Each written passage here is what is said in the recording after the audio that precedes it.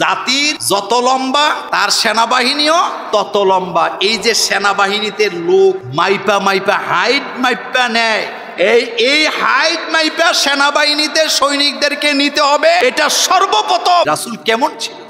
জীবনে কোনোদিন টানা 2 দিন পেট ভর্তি করে কখনো রাসূল খাবার খায় নাই। আজকে খাইছে, কালকে রোজা ছিল, কালকে খাইছে, পরশু রোজা ছিল।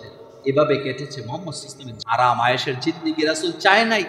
জিহাদের ময়দান থেকে এসে দেখেন 19 দিন ঘরের চুলায় কোনো আগুন নেই। কয়দিন? আপনার বউ থাকবো, আমার বউ থাকবে? একটা প্রবাদ বাক্য আছে, অভাব যখন দরজায় এসে দাঁড়ায়, ভালোবাসা তখন দরজা দিয়ে আর যায় না, জানালা দিয়ে চলে যায়। আমার জীবনে আমি অসংখ্য ঘটনার সাক্ষী হয়েছি। স্বামীদের দুর্দিনে স্ত্রীরা চলে গেছে, সুন্দরী রমণী স্ত্রী, শিক্ষিত, অনেক দাপটের, নাই বিপদের সময় স্ত্রী নেই। 19 দিন চুলায় আগুন জ্বলে নাই। রাসূলুল্লাহ সাল্লাল্লাহু আলাইহি ওয়াসাল্লাম সেই স্ত্রীদেরকে বললেন, আমি যদি আমার আল্লাহকে বলি উহুদ পাহাড়টাকে স্বর্ণ বানায় দিতে, আল্লাহ 1 সেকেন্ড দেরি করবে না, বানায় দিবে। আমি ভাগ করে তোমাদেরকে দিয়ে দিব, তোমরা আরাম আয়েশে থাকতে পারবা, খেতে পারবা, কোনো কিছুর অভাব পাবা না। কিন্তু আমি মুহাম্মদ সাল্লাল্লাহু আলাইহি ওয়াসাল্লাম এটা পছন্দ করি না। আমি যেই অবস্থায় আছি এটাই আমার পছন্দ। তোমরা যদি থাকতে চাও ওয়েলকাম, থাকো। যদি তোমাদের কারো থাকতে মন না চায় চলেও যেতে পারো, আমি মুহাম্মদ সাল্লাল্লাহু আলাইহি ওয়াসাল্লাম বাধা দিব না। সুনানে আবু দাউদের হাদিস, বাড়িতে যা পড়বেন, স্ত্রীরা বসাক থেকে দাঁড়ায় বলেন, ইয়া রাসূলুল্লাহ সাল্লাল্লাহু আলাইহি ওয়াসাল্লাম 19 দিন আমাদের চুলায় আগুন ছিল না, আমাদের কলিজায় কোনো কষ্ট নাই, কারণ আপনি মুহাম্মদ সাল্লাল্লাহু আলাইহি ওয়াসাল্লামের চেহারা মোবারক দেখার পরে 19 দিনের কষ্ট ভুলে যাও। কি নবী ছিল আমার, কি নবী ছিল, কি নবী। জায়েদ হারায় গেছে ছোটবেলা, ছোট্ট মানুষ, পরিবারের সাথে সফর অবস্থায় ডাকাতের আক্রমণে বাচ্চা হারায় গেছে। মক্কা এনে রাখা হলো মুহাম্মদ সাল্লাল্লাহু আলাইহি ওয়াসাল্লামের হাতে। সে জায়েদের মা বাবা খবর পাইছে মুহাম্মদ সাল্লাল্লাহু আলাইহি ওয়াসাল্লাম আছে মক্কায়। তার এলাকার লোকেরা উমরা করতে এসে জেনে গেছে জায়েদ আছে মুহাম্মদ সাল্লাল্লাহু আলাইহি ওয়াসাল্লামের কাছে। বাপ, চাচা, জেঠা, চাচিরা দৌড়ে আসছে মুহাম্মদ সাল্লাল্লাহু আলাইহি ওয়াসাল্লামের কাছ থেকে জায়েদকে নেওয়ার জন্য। পরিবারের লোকেরা তখন তো মোবাইল নাই, ইন্টারনেট নাই, টেলিভিশন নাই, কোনো প্রচার মাধ্যম নাই। সবাই এসে রাসূলুল্লাহর দরবারে হাজির হয়ে বলতেছে, আমি জায়েদের বাপ, বলতেছে আমি জায়েদের বাবা, মা বলতেছে আমি মা, চাচা বলতেছে আমি চাচা, আমরা শুনেছি আপনার কাছে আমাদের জায়েদ আছে, ফেরত দেন। আল্লাহর নবী কি সুন্দর করে হাসি দিয়ে বললেন, হ্যাঁ জায়েদ আমার কাছে আছে। জায়েদ যদি তোমাদের সাথে যেতে চায় আর চিনতে পারে আমি বাধা দেব না, তোমরা নিয়ে যাবা। কিন্তু যদি জায়েদ যেতে না চায়, আমি এমন ব্যক্তি নই জোর করে কাউকে আমার কাছ থেকে সরায়া দিতে পারি না।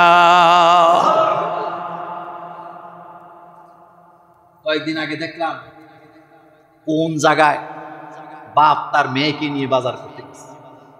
মেয়ে কি দাবি করছে, বাজারের মধ্যে ওই লোক মেয়েকে ধরে মারা শুরু করছে, গলায় একেবারে চিপ দিয়ে ধরছে। আমি নিজে ভিডিওটা দেখে আশ্চর্য হয়ে গেলাম, কোনো বাপ তার মেয়ের গায়ে হাত তুলতে পারে?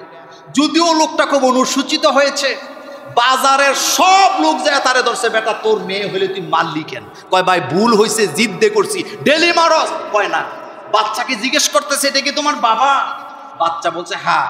তখন লোকেরা তাকে মাফ করছে, কিন্তু আমার কাছে মনে হয়েছে যদি সে মেয়ে যদি না বলতো এটা আমার বাবা, তাহলে তাকে মেরেই ফেলত বাপ। আর এখানে দাদা, নানা, খালার চিনা নাই। মুহাম্মদ সাল্লাল্লাহু আলাইহি ওয়াসাল্লামের কাছে আছেন জায়েদ রাদিয়াল্লাহু তাআলা আনহু, যেই জায়েদের নাম কোরআনে হুজুররা কথা বলেন না কেন? আবু বকর, ওমর, উসমান, আলী, তাদের নাম আছে, কিন্তু কোরআনুল কারীমে একজন সাহাবার নাম আছে। বলেন কি নাম? জায়েদ। চাচা জেঠারা বলতেছেন ঠিক আছে, আপনি ইনসাফপূর্ণ কথা বলেছেন, এ মুহাম্মদ সাল্লাল্লাহু আলাইহি ওয়াসাল্লাম, জায়েদকে আনেন। জায়েদকে আনা হলো। আল্লাহ রাসূল বললেন তুমি কি তাদেরকে চিনতে পারছো? ছোট্ট বাচ্চা, জায়েদ বলতেছে চিনতে পারছি, এটা আমার মা, এটা আমার আব্বা, এটা আমার চাচা, এটা আমার চাচি। রাসূল বললেন তারা তোমাকে নিতে আসছে। জায়েদের মা বলতেছে বাবা তোরে হারায়া খাবার দাবার বন্ধ হয়ে গেছে, কতদিন ঘুমাই না বাবায়, বুকে একটু শান্তি নেই, তোরে নিয়ে চলে যেতে চাই। এবার জায়েদ ছোট্ট বালক বলতেছেন আমি তোমাদেরকে চিনতে কোনো ভুল করি নাই, তোমরা আমার মা বাপ, এতে কোনো সন্দেহ নাই, কিন্তু রাসূলুল্লাহ সাল্লাল্লাহু আলাইহি ওয়াসাল্লামের কাছে যেই ভালোবাসা পেয়েছি, মহব্বত পেয়েছি, সারা দুনিয়া দিলেও আল্লাহ রাসূলের কদম ছাড়তে পারবো না। কি বুঝলেন? আর আপনি কাজের মেয়েরে 4 বালতি কাপড় দিয়া বাথরুমে ঢুকাইয়া বাইরে থেকে দরজা লাগাইয়া বলে যতক্ষণ দোয়া শেষ না হবে বাইর হইতে পারবি না, এরকমের ডাকাত।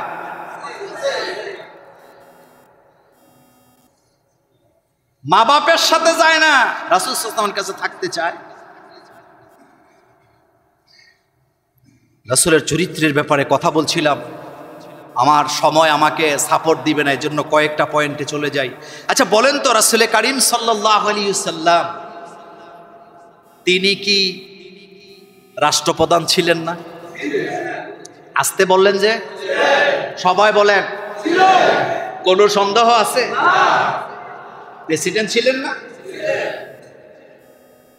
মক্কার প্রেসিডেন্ট ছিলেন। এই কথা স্বীকার করার পরেও রাসূলুল্লাহ সাল্লাল্লাহু আলাইহি ওয়াসাল্লামের আদর্শে দিয়া প্রেসিডেন্টের কার্যালয় চালাতে রাজি না। বাংলাদেশে একটা ফাউন্ডেশন আছে, ইসলামী ফাউন্ডেশন, কথা কন না কেন? কি ইসলামী ফাউন্ডেশন নিয়ে আমার বক্তব্য নাই, কিন্তু ইসলামী ফাউন্ডেশন কার্যক্রম নিয়ে আমার বক্তব্য আছে। নাম দিছে ইসলামিক ফাউন্ডেশন, কিন্তু আমি মোল্লা নাজিম আপনাকে চ্যালেঞ্জ করলাম, যে অবস্থা এটা চলতেছে এই অবস্থা কিয়ামত পর্যন্ত চললেও বাংলাদেশে ইসলামী ফাউন্ডেশন দিয়া ইসলাম কায়েম করা সম্ভব হবে না। কারণ এটার A to Z বসে আছে দালালের গোষ্ঠী। বাংলাদেশে বাইতুল মোকাররমের মতো এত আয় কোন মসজিদের, সব চাটুকাররা খাইয়া শেষ করে, সব খেয়ে দিয়ে শেষ।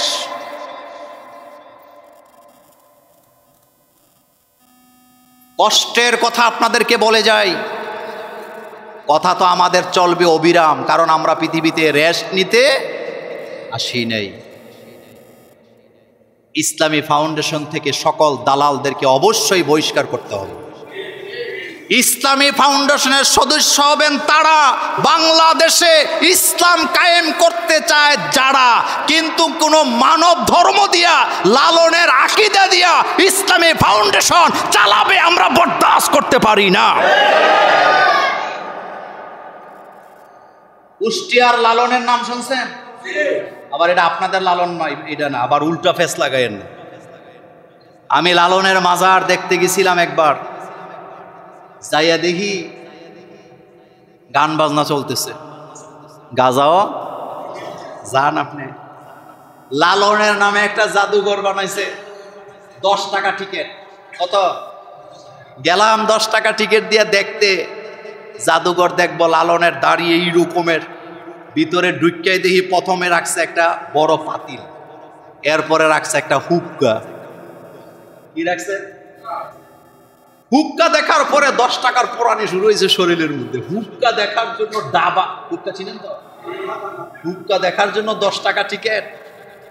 তো যে ছিল এখানে তারে বললাম 10 টাকার টিকিট নিলেন হুক্কা দেখানোর জন্য? এ হাসি দেওয়াকে, হুজুর সারা জীবন খাইছে হুক্কা, দেহামুখী।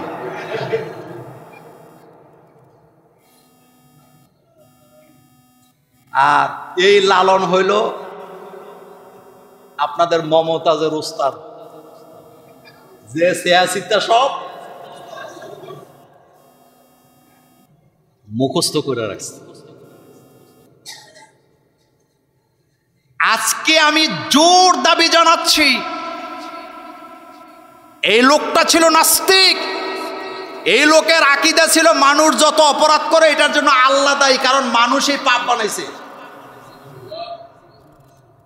যেমনে নাচাও, বলেন যেমনে নাচাও, পুতুলের কি চিন্তা করছেন? সুতরাং 90% মুসলমানের দেশে ইসলামী ফাউন্ডেশনে লালনের আকীদা যারা পোষণ করে, ফরহাদ মাযহারদের আকীদা যারা পোষণ করে, তাদেরকে দিয়া ইসলামী ফাউন্ডেশন চালানো যাবে না। লোকের অভাব নাই, মেধার অভাব নাই। লালনের কবরের কাছে যায় দেখি এই লম্বা সুফি সাধক দাড়িওয়ালা একটা বসে আছে, মোষ এত বড়, হাসে না কান্দে, কিছুই বোঝা যায় না। আমার সাথে এক ছেলে ছিল, ও একটা ছবি তুলছে কবরের, সে খুব রেগে মেগে লালনের কবরের ছবি তুলছ। আমি কাছে যাই বললাম, মুরব্বী এখানে আপনি কি? আমি প্রধান খাদেম। আমি হাসি দিয়া বললাম, আপনার বাড়ি কই? কুমিল্লা। দুই জায়গার মানুষ আপনি সামদের দেশেও পাইবেন, একটা হলো নোয়াখালী আর একটা কুমিল্লা। এই কথা ঠিক বলি? বাংলাদেশের এমন কোন জেলা নাই আমি গেছি না, যেখানে গেছি কুমিল্লা। নাটোর নাম শুনছেন? বনপাড়া, কথা তো রেকর্ডই হয়। বনপাড়া গেলাম, এত দূর, ভাবছি এখানে তো আর কুমিল্লার লোক নাই। পরে আমাকে লোকেরা বলতেছে এখানে চেয়ারম্যান, মেম্বার যা আছে, সর্দার, মাতাব্বর সব কুমিল্লা। গত বছর আপনার নাটোরে গেলাম এক মাহফিলে, এক বাড়িতে নিয়ে রাখছে আমাদেরকে, খুব বড় টাকাওয়ালা। ওখানে নেওয়ার পরে তারা বলতেছে, মোল্লা ভাই আপনি আসবেন শুনে উনি প্রথম শর্ত দিছে আপনাকে সে খাওয়াবে, আদর আপ্যায়ন করবে, কারণ হের বাড়িও কুমিল্লা।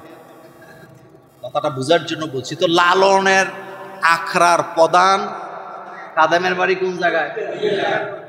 আমি গেলাম, আপনি এখানে কয় বছর? কয় 14 বছর চলে। কুমিল্লারে এমনি এমনি কয় না মানুষ, ঘুরা গেরা সবই কি বললাম না, থাক, সব কথা বলা যাবে না। তো কথা বলতেছিলাম, নামে শুধু ইসলামী ফাউন্ডেশন দিলে কাজ থাকা লাগে। মাজারের আকীদা দিয়া সুফিবাদী মন্ত্রতন্ত্র দিয়ে ইসলামী ফাউন্ডেশন চলতে পারে না। রাসূলুল্লাহ সাল্লাল্লাহু আলাইহি ওয়াসাল্লাম প্রেসিডেন্ট ছিলেন বাইতুল মুকাররম থেকে। রাসূল সাল্লাল্লাহু আলাইহি ওয়াসাল্লাম কিভাবে রাষ্ট্র চালাইছেন সেই ঘটনাগুলি, সেই বক্তব্যগুলি, সেই আইনগুলি জাতির সামনে যতক্ষণ তুলে ধরা না হবে, ওই রকমের খতিব যতক্ষণ দেওয়া না যাবে, এদেশের মানুষের আকীদার কোনো পরিবর্তন হওয়ার সম্ভাবনা নাই। তাহলে রাসূল সাল্লাল্লাহু আলাইহি ওয়াসাল্লাম প্রেসিডেন্ট ছিলেন, আপনাদের কোনো সন্দেহ আছে? 2 নাম্বার, রাসূলুল্লাহ সাল্লাল্লাহু আলাইহি ওয়াসাল্লাম সেনাপ্রধান ছিলেন না? আসতে কইছেন। রাসূল করিম সাল্লাল্লাহু আলাইহি ওয়াসাল্লাম 81টা যুদ্ধের নেতৃত্ব দিয়েছেন। কয়টা? তার ভিতরে 29টা যুদ্ধে রাসূল সাল্লাল্লাহু আলাইহি ওয়াসাল্লাম নিজে সেনাপ্রধান ছিলেন। আপনি কোন জায়গায় বসে আছেন? আচ্ছা বলেন তো, সেনাবাহিনীতে লোক গণহারে নেয় নাকি মাইপা নেয়? কথা বলে না, মাইপা নেয় কিনা? আচ্ছা বলেন তো, চায়নার সেনাবাহিনীর মাপ আর ইংল্যান্ডের সেনাবাহিনীর মাপ কি এক? বাংলাদেশ আর মায়ানমার কি এক? জাতির যত লম্বা তার সেনাবাহিনীও তত লম্বা। এই যে সেনাবাহিনীতে লোক মাইপা হাইট মাইপা নেয়, এই হাইট মাইপা সেনাবাহিনীতে সৈনিকদেরকে নিতে হবে, এটা পৃথিবীর কোনো সাধারণ মানুষ আবিষ্কার করেন নাই। এটা সর্বপ্রথম মুহাম্মাদুর রাসূলুল্লাহ সাল্লাল্লাহু আলাইহি সাল্লাম বদরের যুদ্ধে মেপে নিয়েছিলেন। আপনার খবর আছে? মাপ নেওয়া হচ্ছে, লোকেরা কাতারে কাতারে দাঁড়িয়েছে যুদ্ধে যাওয়ার জন্য। বুড়া মানুষ, রাসূল বলছেন না, হবে না। দাড়ি পেকে গেছে, চুল পেকে গেছে, রাসূল বলছেন হবে না। দাড়ি উঠে নাই, ছোট বাচ্চা, রাসূল বলছেন হবেন না। যেতে যেতে 2 ভাই একসাথে গেছে, মুআজ, মুআউযিজ, নাম শুনছেন? দুইজনের মধ্যে একজন শহীদ। যায়া বলতেছে হুজুর আমরাও যুদ্ধে যাবো। রাসূলকে তো বাচ্চা তোমরা যাবা কেন? বলছে হুজুর যাবো। রাসূল বলছে না, শিশু শ্রম এটা সর্বপ্রথম নিষিদ্ধ করেছেন মুহাম্মাদুর। আপনার খবর নাই আমার নবী কি টাইপের নবী ছিলেন। শিশু শ্রম নিষিদ্ধ করেছেন মুহাম্মদ সাল্লাল্লাহু আলাইহি ওয়াসাল্লাম। আল্লাহ রাসূল বলছে না তুমি যেতে পারবা না, তুমি বাচ্চা। কয় না হুজুর যাব। কয় না তুমি বাচ্চা। ছেলে কাঁদতেছে, বলতেছে ইয়া রাসূলুল্লাহ সাল্লাল্লাহু আলাইহি ওয়াসাল্লাম, আমার মা বলেছিলেন আপনি যেদিন মক্কা থেকে মদিনায় আসছিলেন, আমার মা বলেছিলেন আপনার সবচেয়ে বড় শত্রুকে আবু জাহিল। তা আপনি যদি জিহাদের ময়দানে যাইতে না দেন তারে শেষ করবো কেমনে? বাচ্চা ছোট কিন্তু টার্গেট, কথা বলে না টার্গেট। আমি তো আপনাকে জিহাদের পুরো ঘটনা বলতে পারবো না, কিন্তু এতটুকু বলি। রাসূল বলেন আচ্ছা ঠিক আছে তোমাকে পারমিশন দিলাম। পারমিশন দিতে দেরি, পেছন থেকে আরেকটা, ওইটা আরো ছোট, বলতেছে হুজুর আমিও যাব। কেন যাবা? আমি হের ভাই। কেন? কয় দুইজন একসাথে না থাকলে আমাদের কাম কাজে মজা আসে না, গ্রুপ। রাসূল বলেন না তুমি ছোট। ছেলে হাসি দেয়া বলতেছে হুজুর আমি বুঝে গেছি আপনি মনে করছেন তে বড়, আমার চাইতে শক্তি বেশি, দুইটারে লাগান, আমি যদি তারে হারাইতে পারি আপনি আমাকে জিহাদে যেতে দিবেন কিনা? আপনাদের ঘরে দুই ছোট বাচ্চা আছে না, একটা বড় আর একটা ছোট, একটা থেকে আরেকটা 5 বছরের ব্যবধান, কিন্তু মারামারি লাগলে কোনটা খায়? কথা কয় না। আমার মেয়ের চাইতে আমার ছোট বাচ্চার বয়সে পার্থক্য হলো 6 বছর, কিন্তু আমার মাইয়া 6 বছরের বড় হইলে কি হইব? ডেইলি একবার খায়। এটা আপনাদের ঘরে হয় না? এটা আপনাকে আমি ওই গল্প শোনাই না, এটাই বাস্তবতা। দুই ভাই বলতেছে আপনি লাগান আমরা দেখি, আপনাকে দেখাবো, আমিও তার চেয়ে শক্তিতে। রাসূল সাল্লাল্লাহু আলাইহি ওয়াসাল্লামের চোখ থেকে দরদর করে পানি পড়তেছে। আশেকে রাসূল কাকে বলে? রাসূল হাসি দিয়ে বলেন তোমাদের জিহাদের ময়দানে এত যাওয়ার শখ কেন? জিহাদের ময়দান তো শখের হয় না। বাচ্চারা বললেন মা আমাদেরকে বিদায় দিয়ে বলেছেন মুহাম্মদ সাল্লাল্লাহু আলাইহি ওয়াসাল্লামের শত্রুকে যতক্ষণ পর্যন্ত শেষ করতে না পারবি ঘরে ফিরে আসবি না। এই মাপকাঠি আবিষ্কার করেছেন মুহাম্মাদুর। কয়টা যুদ্ধে সেনাপ্রধান ছিলেন আর মোট যুদ্ধ কয়টা? এটা যেন মনে থাকে। একটা যুদ্ধ ইসলাম লাগায় নাই, ইসলামের উপরে যুদ্ধগুলা তারা কি করছে? এরপরে বলেন তো রাসূল সাল্লাল্লাহু আলাইহি ওয়াসাল্লাম খতিব ছিলেন না? আমাদের মতো জিলাপির আশায়। আচ্ছা আপনাদেরকে যদি আমি প্রশ্ন করি যে রাসূল সাল্লাল্লাহু আলাইহি ওয়াসাল্লাম 23 বছর খতিব ছিলেন, কোনদিন রাসূল সাল্লাল্লাহু আলাইহি ওয়াসাল্লাম 20 টাকা হাদিয়া পয়সা নামাজের পরে একবারও কি করছে? কথা কন না যায়। কিন্তু আমাদের খতিবদের অবস্থা কি? হাদিয়ার অভাব নাই। আপনারা অবশ্য বুঝেন, এই জন্য দেন টেন না। আমার মনে হয় না যে এই 2 বছরে আমি পাইছি নাকি কাশাম নাই। দিছেন আপনারা আমাকে? চাইছিনি? চাওয়ার কোনো ইচ্ছা আছে? 2 বছরের উপরে চলে। আপনি জিজ্ঞেস করেন কমিটিকে কোনোদিন বলছি যে আমার টাকা লাগবে? জিজ্ঞেস করেন। অথবা আমি বলেছি যে আমার এত টাকা দিতে হবে? একবারও বলি নেই। গত বছরও ঢাকা থেকে 60,000 টাকার অফার আসছে। গত বছরের কথা বল, 60,000 বলছে আরো লাগলে আরো দেবো, আপনি আমাদের এখানে জুমা পড়াবেন। রাজি হইছি? হই নাই। টাকার পিছে ঘুরি নেই, এটা ভিন্ন বিষয়। এটা কেন বললাম জানেন? রাসূল সাল্লাল্লাহু আলাইহি ওয়াসাল্লাম খতিব ছিলেন। জুমার খুতবায় প্রতি সপ্তাহে তিনি তার বক্তব্য পেশ করতেন, জাতিকে দিক নির্দেশনা দিতেন। আর আমার দেশের খতিবরা 120 টাকা দিয়া একটা জাল হাদিসের খুতবার নামে 12 ছন্দের 14 খুতবা কিনে পড়তে পড়তে জীবন কাটায়া দেয়। মুসল্লিদের সামনে হক কথা বলতে পারে না, এমন খতিবের প্রয়োজন নাই। তুমি খতিব বুক ফুলাইয়া হক কথা বলবা, তুমি পারো না। খুতবা দেওয়ার অধিকার নাই, কারণ এই মিম্বর তোমার বাপের নয়, এই মিম্বর উপহার দিয়েছেন মুহাম্মাদুর রাসূলুল্লাহ সাল্লাল্লাহু আলাইহি ওয়াসাল্লাম। এটা রাসূল সাল্লাল্লাহু আলাইহি ওয়াসাল্লাম দিয়েছে। এটা কে দিয়েছেন? রাসূলুল্লাহ সাল্লাল্লাহু আলাইহি ওয়াসাল্লাম দিয়েছে। এই মিম্বরে যখন দাঁড়াবি, জিলাফির ওয়াজ বাদ, কোরআন হাদিসের কথা বলো, আল্লাহর জমিনে আল্লাহর দ্বীন কায়েমের কথা বলো বেটা। কিন্তু পারে না, এই আশায় থাকেন। এরপরে বলেন তো, রাসূল কারীম সাল্লাল্লাহু আলাইহি ওয়াসাল্লাম প্রধান বিচারপতি ছিলেন না? কোনো সন্দেহ আছে? কি বিচার ছিল রাসূলের! আমি প্রত্যেকটা নোটের মধ্যে এক ঘন্টা করে আপনাকে বলতে পারবো, কিন্তু আমার তো সময় নাই।